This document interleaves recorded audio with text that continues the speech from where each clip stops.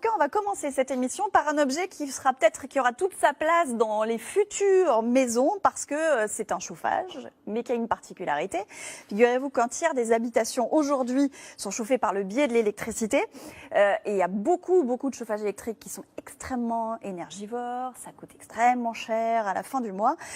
Et ça va sans doute changer parce que, bien, dans les prochaines années, la loi de transition énergétique pour une croissance verte va imposer le remplacement de plusieurs dizaines de millions de radiateurs. Il y a aussi, vous savez, le plan Hulot pour la rénovation énergétique des bâtiments qui va permettre de débloquer 14 milliards d'euros.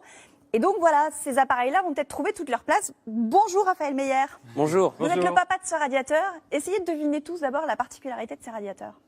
Économie d'énergie, on imagine. Ouais. Absolument. Ils ont un fonctionnement particulier, c'est ça. Ah bah par le photovoltaïque, j'imagine. Absolument. Ouais. Ouais. Panneaux solaires, c'est ça? Panneaux solaires, mais encore. On se rapproche. Et si on est dans le nord, Ça marche aussi. L'Allemagne le prouve. Il y a 500 000 foyers en autoconsommation en Allemagne.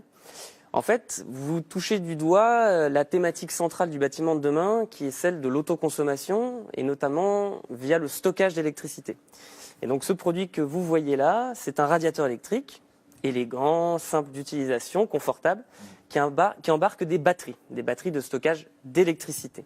Donc il a intégré des batteries qui vont nous permettre de ramasser de l'énergie partout et de la redistribuer. Exactement. Le radiateur va comprendre en fait à quel moment il peut disposer d'une électricité soit gratuite, par exemple produite par des panneaux solaires comme vous disiez, soit pas chère en heure creuse, pour la stocker dans la batterie et restituer ensuite lorsque l'électricité sera et la plus chère et surtout la plus polluante. Mais alors attendez, ça veut dire qu'il y a des petits capteurs à l'intérieur et ils vont comprendre notre manière déjà de vivre dans la maison et de consommer l'énergie. Exactement. Alors c'est un produit qui a l'air simple en apparence et on veut qu'il soit simple. On veut qu'il soit simple d'utilisation, on veut qu'il soit le plus universel possible. Donc, 3 boutons suffisent à paramétrer le niveau de confort et le reste effectivement est apporté par de l'intelligence artificielle. On parle de machine learning.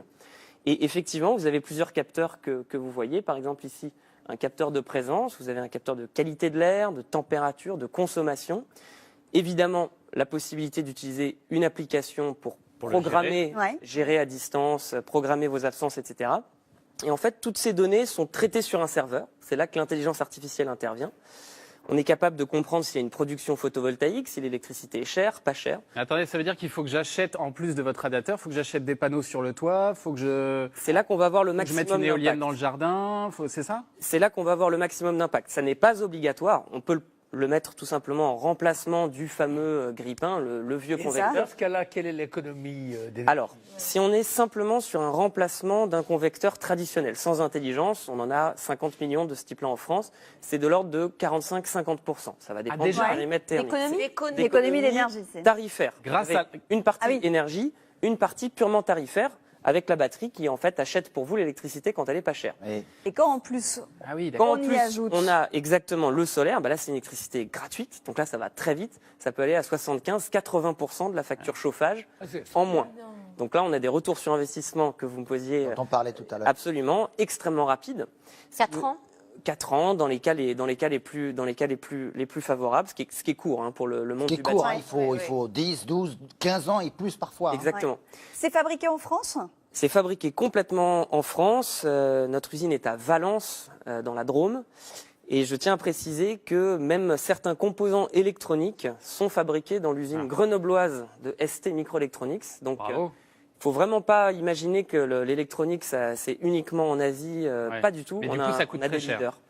Alors, ça ne coûte pas si cher. Ça coûte plus cher qu'un convecteur. Il démarre à 450-500 euros pièce pour un, et puis ça peut aller jusqu'à au-delà de 2 000 euros pour les versions les plus puissantes. Maintenant, ce qu'il faut voir, c'est qu'on parle bien d'un couple qui est fait de l'investissement dans le matériel et ensuite les charges de chauffage. Et si vous prenez les deux, ce qui vous donne le retour sur investissement, là, on est imbattable sur le marché. C'est la solution la plus efficiente, la plus économique entre le rapport investissement et la baisse, ça donne envie d'acheter. Ça vous a valu achetez, mes amis. Ça vous a valu le prix de la meilleure innovation à Las Vegas. Voilà, grande fierté. Moi, mon équipe est constituée depuis 2 ans, donc on est vraiment une phase de start-up.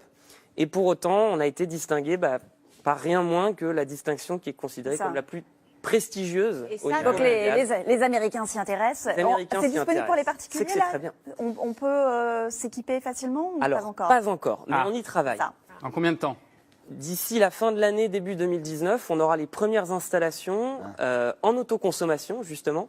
Et on compte travailler avec les fournisseurs d'énergie directement et faire des packs, des bundles, si vous voulez, où vous aurez tout ce qu'il faut à l'intérieur. Vous aurez le radiateur lancé, les panneaux solaires, l'installation, et l'abonnement électrique dédié, avec vraiment une optimisation, un impact maximal.